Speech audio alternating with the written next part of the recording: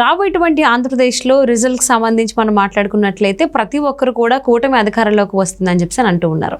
So అందరి అభిప్రాయం even కోరిక కూడా అదే అన్నట్టుగా మనకి వార్తలు కథనాలు వినిపిస్తున్నాయి, వస్తూ ఉన్నాయి. మరి ఒకవేళ కూటమి కనుక అధికారంలోకి వచ్చినట్లయితే ముఖ్యమంత్రిగా చంద్రబాబు నాయుడు గారు ఉంటే ఆయన జనసేనాని పవన్ కళ్యాణ్ గారికి ఒక బంపర్ ఆఫర్ ఇచ్చారు అంటున్నారు. ఏంటో ఆఫర్? ఆ ఆఫర్ని జనసేనాని పవన్ కళ్యాణ్ యాక్సెప్ట్ చేస్తారా ఏంటి? ఈ అంశానికి సంబంధించి వారి విశ్లేషణని మనతో పంచుకోవడానికి ఈరోజు మనతో పాటు ఉన్నారు సీనియర్ జర్నలిస్ట్ దుర్గా కుమార్ గారు ఉన్నారు. వారితో మాట్లాడదాం. నమస్తే అండి. నమస్కారం. మా సౌజన్య మన వీక్షకులు కూడా నమస్కారం. సో రిజల్ట్స్ రోజున ఖచ్చితంగా కూటమే గెలుస్తుంది అనేటువంటిదే మాట వినిపిస్తుంది అని చెప్పేసి ఆంధ్రప్రదేశ్ ప్రజలు చాలా కోరికగా ఆకాంక్షతో ఉన్నారు, అదే వస్తుంది అని. సో కూటమి కనుక గవర్నమెంట్ ఫామ్ చేసినట్లయితే చంద్రబాబు జనసేనాని పవన్ కళ్యాణ్కి ఒక బంపర్ ఆఫర్ ఇస్తున్నారు, ఒక ఆపర్చునిటీ అనేది. సో అందులో కూడా ఏదో మంచిదే ఇస్తున్నారు, ఒక్కొక్క శాఖకు సంబంధించిన ఏవో మాటలు వస్తూ ఉన్నాయి. సో అసలు ఏంటి ఆ బంపర్ ఆఫర్ చంద్రబాబు పవన్ కళ్యాణ్కి ఇచ్చింది? పవన్ కళ్యాణ్ గారిని మనం ఇతర రాజకీయ నాయకులతో పోల్చలేమమ్మా. పవన్ కళ్యాణ్ గారు ఫంక్షనింగ్ అంటే ఆయన పనిచేసే విధానం కానీ ఆయన రాజకీయాలను చూసే తీరు కానీ భిన్నంగా ఉంటుంది. ఆయన పార్టీ పెట్టినప్పుడు కూడా నేను వెంటనే ఏదో ముఖ్యమంత్రి అయిపోతానని కూడా ఆయన చెప్పలేదు. నేను ఒక దీర్ఘకాల ప్రణాళికతో వచ్చాను, ప్రజల్ని మెప్పించడానికి టైం పడుతుంది, నేనేదో రాగానే నా ఆకర్షణతో నేను వెంటనే ముఖ్యమంత్రి అవుతానని నేను చెప్పటం లేదు. నా కార్యకర్తలు కూడా అలాంటి అంచనాలతో ఉండేవాళ్ళు ఉండొద్దు, మనం ముందు ప్రజల్ని మెప్పించి తర్వాత మనం ఆలోచిద్దాము అనే ఒక దీర్ఘకాల ప్రణాళికతో వచ్చిన వ్యక్తి. కాబట్టి ఆయన ఈ ఒక దాదాపు 15 సంవత్సరాలు అవుతున్నప్పటికీ కూడా రాజకీయాల్లోకి వచ్చి తను ఎమ్మెల్యే వ్యక్తిగతంగా కాలేకపోయినా కూడా నిరుత్సాహపడలా.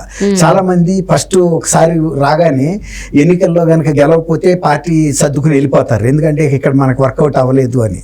అందులో ఆయనకి వేరే వృత్తి కూడా ఉంది, సినిమాల్లో కూడా బాగా డిమాండ్లో ఉన్న వ్యక్తి.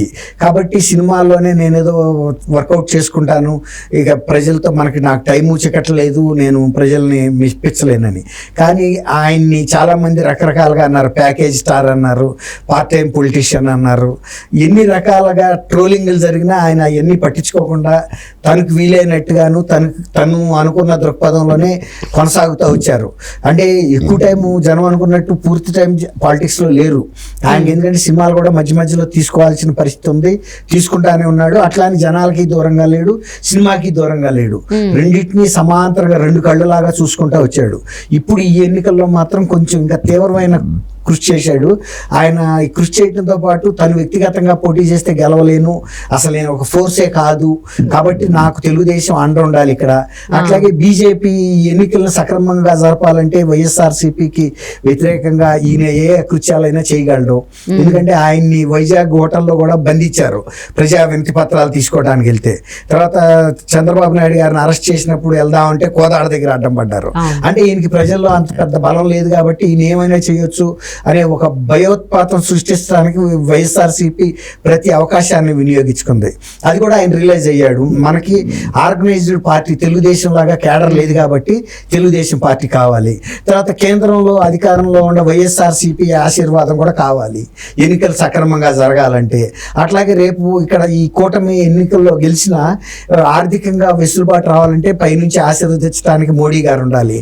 కాబట్టి ఆ మోడీ గారిని టీడీపీని కలిపి ఒక కూటమి ఏర్పాటు చేయడంలో ఈయన ఒక సంధానకర్తలాగా వ్యవహరించాడు.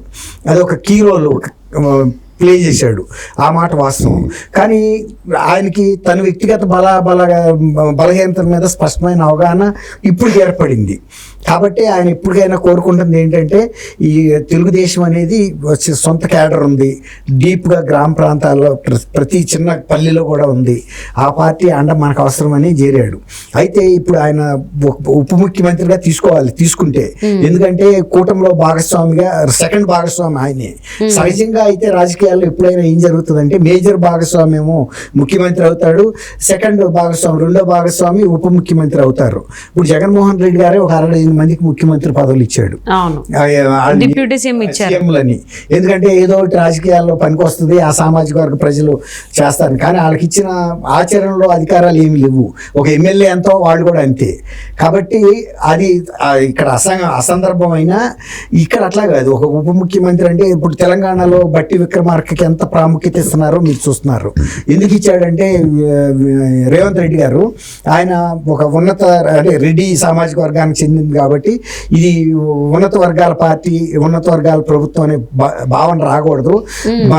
బలహీన అంటే షెడ్యూల్ క్యాస్ట్ కూడా ఎక్కువ మంది ఉన్నారు కాబట్టి వాళ్ళకి ప్రాతినిధ్యం ఇవ్వాలి. అందువల్ల ఆయన తీసుకొచ్చి కేసీఆర్ గారు దొర లాంటి వ్యక్తి ఉన్న ప్రజాభవన్లో ప్రగతి భవన్లో ఆయన్ని నివాసం ఏర్పాటు చేశాడు. అంటే ఒక ఉన్నతమైన స్థాయికి ఎలివేట్ చేశాము అన్నట్టు. గతంలో ఈయన కేసీఆర్ గారు నేను దళితుడిని ముఖ్యమంత్రి చేస్తా అన్నాడు, చేయలే. కానీ ఈయన ఉప ముఖ్యమంత్రి చేసి ఆయన నివాసం ఉన్న ప్రదేశంలో పెట్టడం ద్వారా తెలంగాణ ప్రజలకు ఒక సందేశం ఇచ్చాడు, దళితులకు కూడా నేను సమున్నత స్థానం ఇచ్చానని. తర్వాత ఎప్పుడు ఈయన ఢిల్లీ వెళ్తున్నా ఎక్కడైనా పేపర్లో అడ్వర్టైజ్మెంట్లో కానీ ఈయన ప్రారంభోత్సవాల్లో కానీ ప్రతి ప్రోగ్రాంలోనూ ఆయన పక్కన పెట్టుకుంటున్నాడు. అంటే ఒక పేరు బ్రాండ్ పడకుండా, అంతకుముందు ప్రభుత్వం కేసీఆర్ గారిది ఒక బ్రాండెడ్ దొరల ప్రభుత్వం అని ఏర్పడింది. ఆ బ్రాండ్ ఈయనకి వేస్తారని ఆయన ఇప్పుడు కూడా కుడిభుజం లాగా బట్టి విక్రమార్క గారిని పెట్టుకుంటున్నాడు. అట్లాగే సహజంగా అయితే ఆయనకి డిజర్వింగ్ ఎవరు పవన్ కళ్యాణ్ గారు. కానీ పవన్ కళ్యాణ్ గారు తీసుకుంటారా లేదా అనేది నాకు కొన్ని అనుమానాలు ఉన్నాయి. ఎందుకంటే ఆయన వ్యక్తిత్వం తెలిసిన మనిషిగా నేను అంచనా ఏంటంటే ఆయన సోనియా గాంధీ గారి లాగా ప్రభుత్వంలో బయట ఉన్నప్పటికీ కూడా తన ప్రాముఖ్యతను కాపాడుకుంటా ఒక సలహాదారుగా ఉంటాడని అనుకుంటున్నా. వాళ్ళకి సంబంధించిన కొంతమందికి మంత్రుల పదవులు అడగొచ్చు. డిప్యూటీ ముఖ్యమంత్రిగా కూడా ఆయన పెద్దగా ఉంటాడా లేడా అనేది కొంచెం నాకు రిజర్వేషన్స్ ఉన్నాయి. ఇప్పటికైనా ఒక ముఖ్యమంత్రి అవ్వాలనే ఉద్దేశంతో ఆయన రాజకీయాల్లోకి వచ్చాడు, తన సొంత భావాలని అమలు చేయాలని. కాబట్టి నేను అనుకుంటున్నా చంద్రబాబు గారు మీరున్నా నేనున్నా ఒకటేను అంటే వాళ్ళకు ఒక అవగాహనకు అయితే వచ్చారు తరోగా. అప్పుడు జైల్లో ఉన్నప్పుడు కూడా చంద్రబాబు నాయుడు గారు ఎమోషనల్ అయ్యి వెళ్ళి చూసి అక్కడికక్కడ పొత్తుకి మేమిద్దరం కలిసే ప్రయాణిస్తాం ఎన్నికల్లోనని అక్కడికక్కడ జైలు బయట చెప్పారు. తర్వాత అదే రాజమండ్రిలో ఉమ్మడి ప్రణాళికను కూడా రూపొందించారు ఆయన జైల్లో ఉన్నప్పుడే. అట్లా నేను అనుకుంటున్నా. లేదు ఒకవేళ కనుక తీసుకుంటే అదొక రకంగా ఉంటుంది, కానీ తీసుకోకపోయినా కూడా ఆయనకు ఆ ప్రాముఖ్యత ఉంటుంది. ఆయనకు సంబంధించిన వ్యక్తులకి ఏ శాఖలు ఉన్నా కూడా హోంశాఖ కానీ అగ్రికల్చర్ కానీ ఆయనకి ఏది కనుక ఇంట్రెస్ట్ ఉంటే అవి అడగొచ్చు. ఆయనకి వ్యవసాయం మీద ఎక్కువ ఇంట్రెస్ట్ ఉంటుందని నేను అనుకుంటున్నా. ఎందుకంటే ఇప్పటికీ ఆయన ఎక్కువ ఫామ్ హౌస్లోనే గడుపుతారు, ఎక్కువ ఉండరు కూడా అక్కడే ఫామ్ హౌస్లో. ఆయనకి ఆవుల పెంపకం అన్నా, పాడి పరిశ్రమ అన్నా, వ్యవసాయం అన్నా, రైతుల కష్ట నష్టాల గురించి ఆయన అనేక సార్లు రైతులకి ఇన్సూరెన్స్, ఏదైనా ప్రమాదాలు జరిగినప్పుడు కానీ వాళ్ళకి ఏదైనా విషాదం జరిగినప్పుడు తన సొంత డబ్బులు కూడా పెట్టిన మనిషి పవన్ కళ్యాణ్ గారు.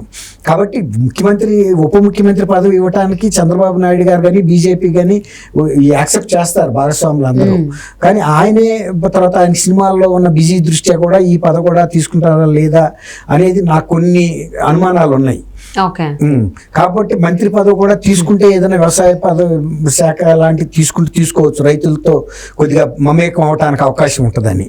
కాబట్టి గెలుపు అయితే తథ్యం అమ్మా, అది అయితే తథ్యం.